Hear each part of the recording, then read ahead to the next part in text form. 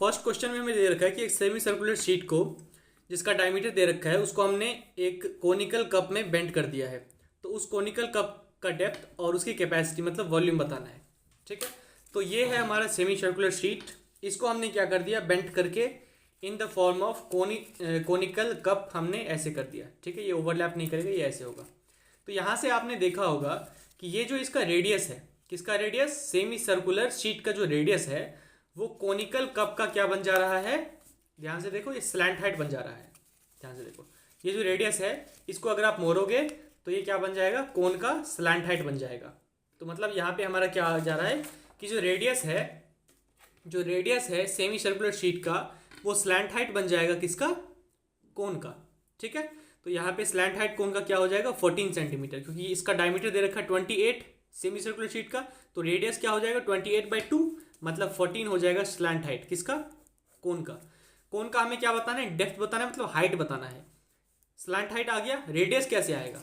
एक और चीज देखो, इसमें जो सरकमफेरेंस है आपका सेमी सर्कल का, जो सरकमफेरेंस है ये पूरा, इसको अगर आप कोन में बेंड करोगे तो यहाँ पे कुछ दिखा आपको, इसको हमने जब कोन में बेंड करा तो ये पूरा जो हुआ ये क्या हो गया, अब ये हो गया, अब ऊपर का जो टॉप का जो सर्कल है उसका सरकमफेरेंस हो गया। तो ये जो सेमी सर्कल का जो सरकमफेरेंस है मतलब पाई आर, सेमी सर्कल का सरकमफेरेंस क्या होता है, पाई आर। पाई आर जो है हमारा ये किसके इक्वल हो जाएगा, यहाँ पे देखो ध्यान से, ये जो है हमारा पाई आर ये हो जाएगा 2 पाई आर के इक्वल। यहाँ पे कैपिटल आर क्या है, ये है रेडियस ऑफ कोन, और ये पूरा क्या है, सरकमफेरेंस है इस कोन के ऊपर वाले टॉप वाले सर्कुलर, ये ओपन टॉप का, ओपन जो सर्कुलर टॉप है इसका क्या है, सरकमफेरेंस है। ये किसके इक्वल हो जाएगा, सेमी सर्कल के सरकमफेरेंस के इक्वल। इसको आप खुद से भी करके देख सकते हो पेपर लेके। तो पाई आर होगा सेमी सर्कल का सरकमफेरेंस और 2 पाई आर हो जाएगा इसके सर्कुलर बेस का। तो ये आर, कैपिटल आर है रेडियस ऑफ कोन। यहां से कैपिटल आर की वैल्यू आप निकाल लोगे 7 सेंटीमीटर। अब कैपिटल आर आ गया हमारे पास, एल आ गया, तो एच आ जाएगा √L² - R²। ये आपने पढ़ रखा होगा कोन में, यहाँ पे पाइथागोरस थ्योरम लग जाता है तो L², यहाँ पे एच निकालना होगा तो √L² - R²।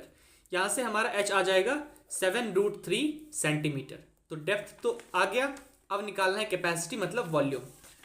जब हम वॉल्यूम की बात करते हैं तो volume of cone 1/3 pi R² H।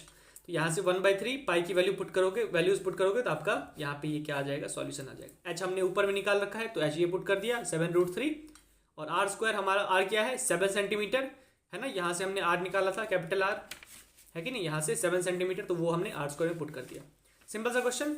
Second question में क्या दे रखा है कि एक कोन हमने मैक्सिमम साइज का कोन कार्व आउट कर लिया, मतलब निकाल लिया काट के, कहाँ से, क्यूब से, जिसका कि एज दे रखा है, और मैक्सिमम साइज का कोन निकालना है, ये याद रखना, मैक्सिमम साइज का। ठीक है, तो find the surface area of the solid left after the cone is carved out. तो surface area of the remaining solid, इसको ध्यान से करना है। ध्यान से क्यों करना है, क्योंकि जब हम मान लो कि ये जो है ये है हमारा कोन, क्यूब का टॉप वाला सरफेस, ये जो है ये आपका स्क्वायर वाला दिख रहा होगा, तो क्यूब का ऊपर वाला सरफेस कैसा होगा, स्क्वायर जैसा होगा। अरे क्यूब तो ऐसे होगा ना 3D में, ये हमने टॉप का सरफेस माना है। मान लो कि अंदर क्यूब जा रहा है, इस पेपर के अंदर जा रहा है, तो अगर हम 3D में बनाएंगे तो ऐसे होगा, ऐसा कुछ होगा क्यूब, ऐसा कुछ। ये हो गया टॉप वाला सरफेस, इसको ध्यान से देखना, ये टॉप वाला सरफेस हो गया है ना, ये वाला टॉप वाला हो गया ना।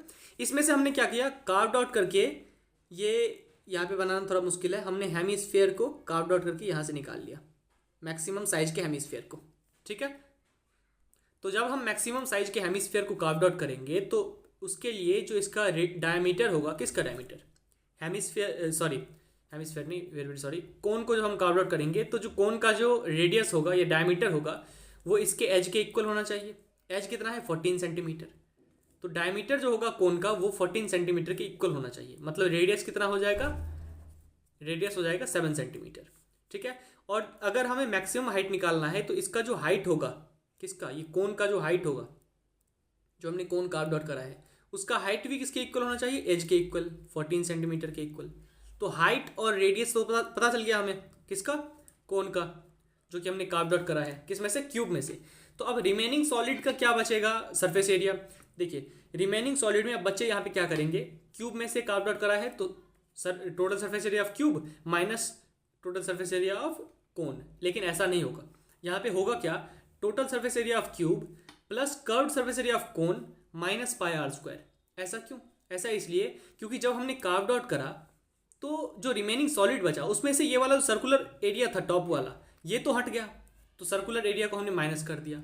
हमने टोटल सरफेस एरिया ले लिया क्यूब के 6 साइड्स का, हमने यहाँ पे एक साइड ये हो गया, एक साइड ये हो गया, एक साइड पीछे वाला, एक फेस हमारा आगे वाला, एक फेस ऊपर वाला, एक फेस बॉटम वाला, सभी फेस का एरिया हम ले लेंगे 6a²।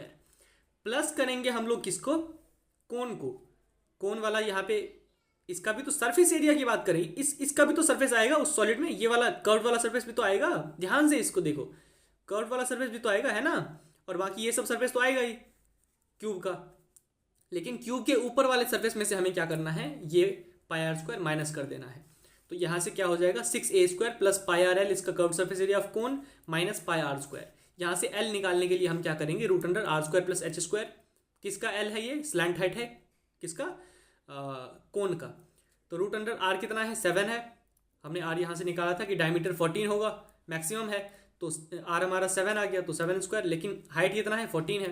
तो यहाँ से हमने एल निकाला 7√5 सेंटीमीटर, एल को हम यहाँ से पुट कर देंगे। आर हमारा कितना आया है, आर हमारे यहाँ से 7 आ गया है, तो यहाँ से जब वैल्यू पुट करोगे तो 1344 समथिंग पॉइंट में कुछ आएगा। ठीक है, इसको कर लोगे आप सॉल्व, ठीक है कर लोगे इतना आप।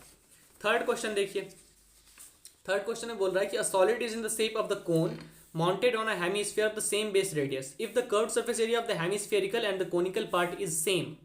ठीक है, हेमिस्फीयर और कोन का दोनों का कर्व सरफेस एरिया सेम है, तो हमें फाइंड करना है ratio of radius and height of the conical part.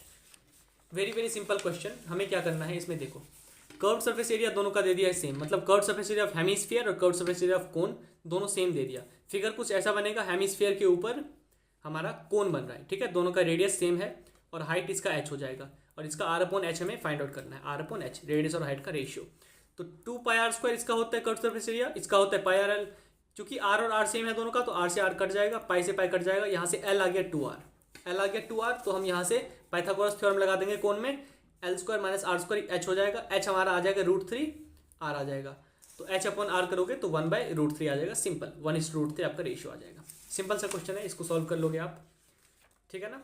Last question की ओर बढ़ते हैं। आज का लास्ट क्वेश्चन हमारा है, a hollow hemispherical pipe is made up of copper, it is 21 centimetre long, the outer and the inner diameters are given to be this and this respectively, find the volume of the copper used in making the pipe. अब देखो pipe कुछ ऐसा है, ये है inner cylinder और ये है आउटर सिलेंडर, ठीक है, ये आउटर है ऐसे करके, ठीक है।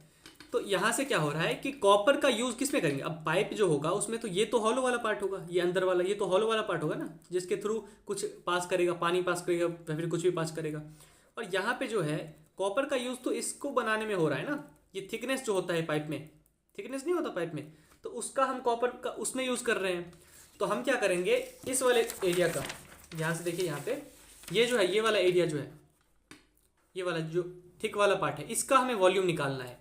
तो ये बड़ा वाला जो सिलेंडर है उसका वॉल्यूम, आउटर सिलेंडर का वॉल्यूम माइनस इनर वाले सिलेंड्रिकल पार्ट का वॉल्यूम, दोनों को माइनस करोगे तो ये बचा हुआ पार्ट का आएगा, है ना। तो पाई r² h minus pi r², यहाँ पे कैपिटल R, यहाँ पे स्मॉल r। तो यहाँ से जब आप सॉल्व करोगे तो वैल्यू पुट करके सब कुछ गिवन है, आपका आंसर आ जाएगा, ठीक है। तो यही कुछ इंपॉर्टेंट क्वेश्चन थे हमारे सरफेस एरियाज एंड वॉल्यूम्स को लेके क्लास 10th का, ठीक है। इसमें से अगर डिफिकल्ट पेपर आता है तो ये क्वेश्चंस में से कोई ना कोई क्वेश्चन आ सकता है, इसको प्रैक्टिस कर लेना एक बार एग्जाम से पहले, ठीक है। और वीडियो पसंद आया तो लाइक करो, शेयर करो, सब्सक्राइब कर दो चैनल को, ठीक है।